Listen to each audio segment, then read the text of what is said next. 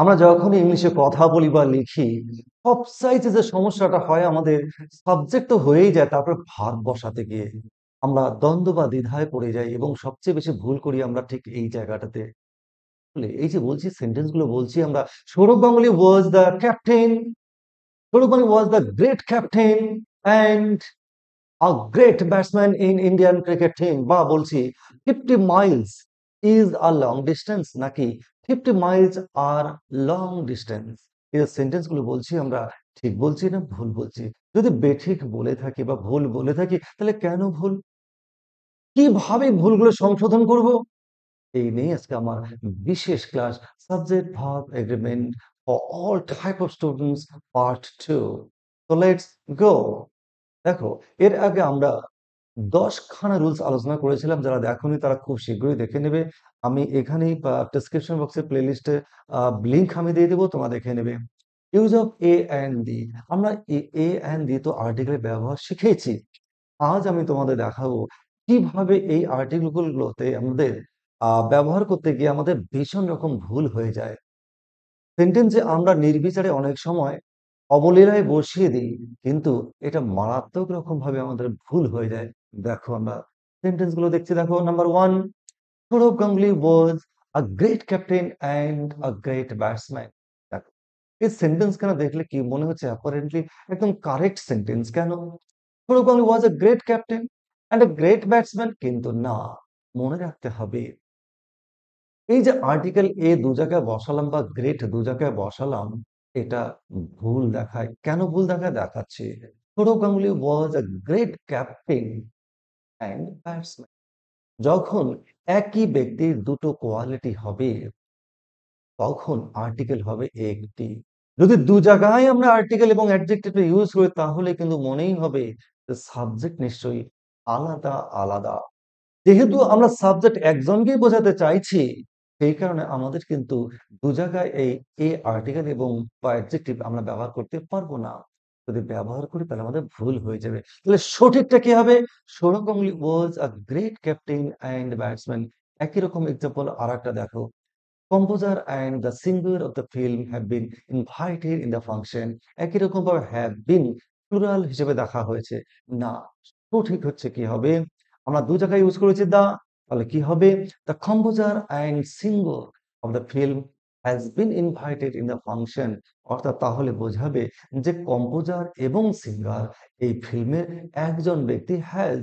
আর যদি আমরা ইউজ করি দা কম্পোজার অ্যান্ড দা সিঙ্গার, তাহলে বোঝাবে ভিন্ন ভিন্ন ব্যক্তি বা ভিন্ন ভিন্ন সাবজেক্ট। এই ভুলগুলো আমাদের থেকেই যায়। আশা করছি আর তোমাদের ভুল হবে না। এবারে আমি দেখাবো তোমাদের, আমরা দু জায়গায় যদি যদি দুটো নাউন বা দুটো সাবজেক্টের আগেই যদি আর্টিকেল বসাই বা আমরা এই ধরনের অ্যাডজেক্টিভ বসাই, তাহলে তার মিনিং কি দাঁড়াবে দেখো। প্রশ্ন নম্বর 3, এক্সাম্পল 3 দেখো, director and the actor have delivered their speeches. দেখো তো তোমরা, দু জায়গায় দা ইউজ করেছে, the director, the actor, have use করা হয়েছে কেন? এটা সঠিক কেন? দেয়ার স্পিসেস, তার মানে দুজন আলাদা আলাদা ব্যক্তি, যিনি ডিরেক্টর তিনি অ্যাক্টর নন। অর্থাৎ অ্যাক্টর এবং ডিরেক্টর যেহেতু আলাদা, তাই দু জায়গায় আমরা দা ইউজ করেছি এবং ভার্বটা হবে প্লুরাল। সুতরাং আশা করছি এই এ এন্ড ডি আর আমরা নির্বিচারে ব্যবহার করব না। যদি ব্যবহার করতেই হয় তাহলে সঠিক বুঝেই করব। নাও rules number 12, if an adjective is followed by the and if it denotes plural common noun, then it must agree with plural verb। অর্থাৎ এটি সেন্টেন্সে যদি আমরা কি বসাই, যদি অ্যাডজেক্টিভ থাকে এবং সেই অ্যাডজেক্টিভের আগে যদি দি ইউজ হয় এবং সেই অ্যাডজেক্টিভের পরের নাউন যদি কমন প্লুরাল নাউন হয়, তাহলে তার পূর্বে যদি দি ইউজ করা হয়, সেক্ষেত্রে সেন্টেন্সে ওই সাবজেক্টের পরে অবশ্যই ভার্বটা প্লুরাল হবে। দেখছি এক্সাম্পল, এই যে বাংলায় বলছি আমরা, গরিবরা কষ্ট পেতেই জন্মায়। তাহলে দেখো, the poor are the poor actually man বা পিপুল। তাহলে পিপুলটা ম্যানটা কি common, common noun plural common noun, সব গরিবকে বোঝাচ্ছে, common noun plural common noun, তারপরে কি আছে, অ্যাডজেক্টিভ আছে, তারপরে কি আছে, তা আছে। তাহলে মনে রাখতে হবে তারপরে ভার্বটা অবশ্যই আর হবে। The poor are born to suffer একই রকম ভাবে বয়স্ক মানুষেরা সাধারণত সম্মানিত হন। তাহলে কি হবে? The old people, actually people common আমি দিইনি। ভালো, পাশাপাশি ওল্ড পিপুল বসালে ভালো লাগে না শুনতে। দ্য ওল্ড পিপুল, পিপুলটা হচ্ছে কমন প্লুরাল নাউন, তার আগে অ্যাডজেক্টিভ এবং তার আগে দা, তারপরে অবশ্যই ভার্বটা কি হবে? আর। তাই সঠিক কি হবে? The old are generally respected. একই রকম ভাবে বীরভোগা বসুন্ধরা, অর্থাৎ এই পৃথিবীতে তারাই এই পৃথিবীর সবচেয়ে সুন্দর, সবচেয়ে ভালো জিনিসটা এনজয় করবেন বা সুধা পান করবেন তারাই, যারা বীর হন। তাহলে কি হবে? অনলি দ্য ব্রেভ পিপুল বা পার্সন। তাহলে পিপুল, পার্সন, কমন, প্লুরাল নাউন, তার আগে অ্যাডজেক্টিভ, তার আগে দা আর্টিকেল, তাহলে অবশ্যই কেউ ডিজার্ভ, ডিজার্ভস কিন্তু হয়নি। নেক্সট দেখছি আমরা rules number 13, subject preceded by one of the always plural form of verb, অর্থাৎ কোন সেন্টেন্সে যদি ওয়ান অফ দা থাকে এবং তারপরে যে সাবজেক্ট থাকবে সেটা সবসময় প্লুরাল ধরে তার ভার্বটাও প্লুরাল হবে। দেখো এক্সাম্পল দেখছি, one of the greatest batsman in the world is Rohit Sharma. দেখো ওয়ান অফ দা আছে এবং তারপরে নাউনটা অবশ্যই বা সাবজেক্টটা অবশ্যই কি হবে? মেন হবে এবং তার ভার্বটা কি হবে? সিঙ্গুলার হবে। শুধু সাবজেক্টটা কি হবে? প্লুরাল হবে। Parineeti Chopra is one of the most famous heroine, subject কি হবে? প্লুরাল হবে। কেন? না তারপরে ওয়ান অফ দা আছে। একই ভাবে Brazil is one of the favourite football teams. দেখো ওয়ান অফ দা, তাহলে আমরা কি শিখলাম? যদি সেন্টেন্সে ওয়ান অফ দা থাকে আর তারপরে যে ভার্বটা আছে সেটা কি হবে? প্লুরাল হবে। Next rules number 14, some nouns always take singular verb though they seem plural, অর্থাৎ সেন্টেন্সে অনেক ক্ষেত্রে দেখি আমরা সিঙ্গুলার, দেখতে মনে হচ্ছে সেন্টেন্স মানে নাউনটা বা সাবজেক্টটা প্লুরাল কিন্তু অ্যাকচুয়ালি তার মিনিং হচ্ছে কি বলতো? বলো সিঙ্গুলার। দেখতে মনে হবে কিন্তু প্লুরাল, দে সিম প্লুরাল, অর্থাৎ দেখতে মনে হবে প্লুরাল কিন্তু মিনিংটা কি হবে? সিঙ্গুলার। দেখছি আমরা, দেখো series, news, series, premises, headquarters, black cats, mathematics, physics etcetera, এগুলো দেখলে মনে হচ্ছে ম্যাথমেটিক্স, দেখলেই মনে হচ্ছে কি বলছে? সেম প্লুরাল কিন্তু এর মিনিং কিন্তু সিঙ্গুলার। আর সিঙ্গুলার ধরে ভার্বটাও অবশ্যই কি হবে? সিঙ্গুলার হবে। যেমন পলিটিক্স, কি হচ্ছে? ওয়ার্ডটি পলিটিক্স, প্লুরাল, দেখতে মনে হচ্ছে প্লুরাল কিন্তু না, এটা তো সিঙ্গুলার, তাই ভার্বটা কি হলো? Singular. Is not easy to understand the news is true. দেখো নিউজ অ্যাপারেন্টলি বাহ্যিকভাবে দেখলে মনে হচ্ছে নিউজটা প্লুরাল কিন্তু না, সিঙ্গুলার, তাই ভার্বটা কি হলো? Singular. Next example, rules number 15, besides, like, unlike, no less, together with, as well as, along with, no less than, nothing but, rather, etc. Take the verb according to its first subject, অর্থাৎ এই যে linker গুলো যখন থাকবে, এই linker গুলো থাকলেই আমাদের খেয়াল রাখতে হবে ভার্ব কিন্তু এগুলো অনুসারে হবে না, এগুলো ঠিক আগের যে সাবজেক্ট থাকবে সেই অনুসারেই হবে। এক্সাম্পল দেখি, the captain as well as his teammates, দেখো ইজ প্রেজেন্ট। তো ওই যে বলছে অ্যাজ ওয়েল অ্যাজ যদি থাকে তাহলে কিন্তু তারপরে যে ভার্বটা বসবে সে অবশ্যই তার ইমিডিয়েট সাবজেক্টের উপর দেখবে না, তার ইমিডিয়েট আগের যে নাউন তাকে দেখবে না, কাকে দেখবে? একদম ওই যে লিঙ্কার গুলো বসালাম তার ঠিক আগের যে সাবজেক্ট সেই অনুসারে ভার্ব হবে। দেখো টিমমেটস কিন্তু প্লুরাল কিন্তু ইজ বসলো কেন? না তার অ্যাজ ওয়েল অ্যাজ এর সাবজেক্ট হচ্ছে সিঙ্গুলার, তাই ইজ হলো। The boy unlike his sisters is very polite, দেখো সিস্টার্স এর পরে ইজ বসলো, আমরা ভীষণ প্রবলেমে পড়ি এই জায়গাতে। আশা করি তোমাদের প্রবলেম হবে না। তোমাদের কি দেখতে হবে? এই যে ওয়ার্ড কটা মনে রাখতে হবে, তার আগের সাবজেক্ট অনুসারে ভার্বটা হবে is. The mother along with her children, দেখো চিলড্রেন প্লুরাল ফর্ম, হ্যাভ হওয়ার কথা কিন্তু না, কি অনুসারে বসবে? এই যে অ্যালং উইথ, আগের সাবজেক্ট হচ্ছে সিঙ্গুলার দ্য মাদার, তাই ভার্ব হলো সিঙ্গুলার হ্যাজ। নেক্সট আসি 16, some nouns which are similar in form but plural in meaning take plural form। দেখো তার মানে কিছু কিছু ওয়ার্ড আছে আবার উল্টোটা, দেখলে মনে হবে সিঙ্গুলার কিন্তু তার মিনিং হচ্ছে প্লুরাল, আর সেই কারণে তারপরে ভার্বটা বসাতে হবে প্লুরাল। ক্যাটল, দেখো ক্যাটল ওয়ার্ডটা কি দেখে মনে হচ্ছে সিঙ্গুলার কিন্তু ক্যাটেল মানে সমস্ত গবাদি পশুকে বোঝানো হচ্ছে, কিন্তু এটা হচ্ছে ইনহারেন্ট বা এটা itself is a plural, so the verb must be in plural form, cattle are. not allowed to sell in the market a variety of articles, that a variety এ বসেছে কিন্তু না, এই ভ্যারাইটি মানে অনেকগুলো একসঙ্গে, তাই অনেকগুলো, তাই কি হচ্ছে ভার্বটা আর হলো প্লুরাল হলো। 17, plural subjects take plural verbs.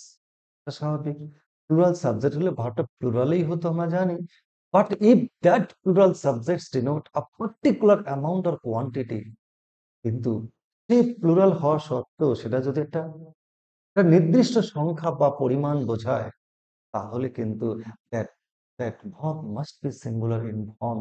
এটা আমাদের কিন্তু ভীষণ রকম ভাবে ডিফিকাল্টি সৃষ্টি করে। অর্থাৎ আমরা জানি প্লুরাল সাবজেক্ট হলে প্লুরাল ভার্ব হয়, কিন্তু না, আমরা আজকে দেখব প্লুরাল সাবজেক্ট বা ভার্ব, প্লুরাল সাবজেক্ট হলেই কিন্তু ভার্ব প্লুরাল হবে না। তোমাদের দেখতে হবে সেই প্লুরাল সাবজেক্ট যদি একটা নির্দিষ্ট পরিমাণ অ্যামাউন্ট বা সংখ্যা বা পরিমাণ বোঝায়, তাহলে কিন্তু ভার্বটা প্লুরাল না হয়ে সিঙ্গুলার হবে। দেখছি এক্সাম্পল, 50 মাইল। 50 মাইলস কি মনে হচ্ছে? বড় সংখ্যা একটা, প্লুরাল, প্লুরাল বোঝাচ্ছে, কিন্তু না, 50 মাইলস একটা নির্দিষ্ট একক বোঝাচ্ছে, একটা নির্দিষ্ট পরিমাণকে বোঝাচ্ছে। Is a long distance. 50,000 কি মনে হচ্ছে? 50,000 রুপিস। তার মানে অনেকগুলো টাকা, কিন্তু না, 50,000 আলাদা আলাদা বোঝানো হচ্ছে, একটা একক বা একটা অ্যামাউন্ট, একটা অ্যামাউন্টকে বোঝাচ্ছে। তাই কি দেখো ভাবটা ইজ হয়েছে। 2/3 of this work has been done. 2/3 plural, কিন্তু না, 2/3 মিলে একটা অ্যামাউন্টকে বোঝানো হচ্ছে বা কোয়ান্টিটি বোঝানো হচ্ছে। এটা কিন্তু খুব আমাদের ইম্পর্টেন্ট। এই ক্ষেত্রে আমরা কি বসাবো? আমরা অবশ্যই ভার্বটা সিঙ্গুলার ইউজ করব। নাও, rules number 18, when the subject of a verb is relative pronoun, the utmost care should be taken to see the verb agrees in number and person with the antecedent of the relative pronoun. একটা সেন্টেন্সে যখন আমরা pronoun দেখব, relative pronoun, তাহলে ভার্বটা আমরা কিভাবে use করব? আমরা ভার্ব ইউজ করব ঠিক তার আগের যে প্রোনাউন থাকবে, তার নাম্বার আর পার্সন, এই অনুসারেই ভার্ব বসবে রিলেটিভ প্রোনাউন হিসেবে। নয়, রিলেটিভ প্রোনাউন ঠিক আগের এন্টিজের মানে পূর্ববর্তী পদের যে সাবজেক্টের নাম্বার পার্সন। এক্সাম্পল দেখি ক্লিয়ার হয়ে যাবে। This are the boys who work hard. দেখো এই হু এর জন্য কিন্তু ওয়ার্ক বসলো না, এই যে রিলেটিভ প্রোনাউন ঠিক অ্যান্টিসিডেন্ট পূর্ববর্তী পদ কি আছে? বয়েজ, তাই ওয়ার্কস নয় ওয়ার্ক হলো। This is the girl who works. দেখো ফার্স্ট, এই যে হু এর জন্য নয়, কার জন্য বসলো? ঠিক তার পূর্বে এই রিলেটিভ প্রোনাউন হু, তার পূর্ববর্তী পদ গার্ল, এই অনুষ্ঠান হলো works. You who are my friend should stand by me. দেখো আবার একই রকম ভাবে হু এর পরে হু, এই হু এর পরে ইমিডিয়েট কে আছে? ইউ এর জন্য বসলো আর। তাহলে আমরা অবশ্যই খেয়াল রাখবো এখানে কি পেলাম। যদি কোনো সেন্টেন্সের relative who, is, what, when, how, whom, এগুলো যদি থাকে, তার পূর্বের যে প্রোনাউন থাকবে, সেই প্রোনাউনের নাম্বার এবং পার্সন অনুসারে ভার্ব ইউজ হবে। Now, rules number 19, when a sentence begins with there, এটা ভীষণ রকম ভাবে করে থাকি, দেখে থাকি, প্রচুর ছেলেমেয়েরা কিন্তু খুব ভুল করে, বিশেষ করে মেট্রিক পর্যন্ত বা ক্লাস 10 পর্যন্ত স্টুডেন্টরা। তখন কোন সেন্টেন্স দেয়ার দিয়ে শুরু হবে, দেয়ার মানেই ভাবে plural. The verb must agree with the subject that follow ইট। অর্থাৎ সেই যে দেয়ার ইউজ করব, ঠিক তার পরে যে সাবজেক্ট, এই অনুসারে ভার্ব হবে, দেয়ারের জন্য নয়। দেখি এক্সাম্পল দেখি, number 1, there are many boys in the field. দেখো দেয়ার আর, দেয়ার আর কি মনে হতে পারে? দেয়ারের জন্য আর বসেছে না, দেয়ারের জন্য নয়, এর পরে ঠিক পরে যে সাবজেক্ট মেনি বয়েজ প্লুরাল, তাই হলো আর।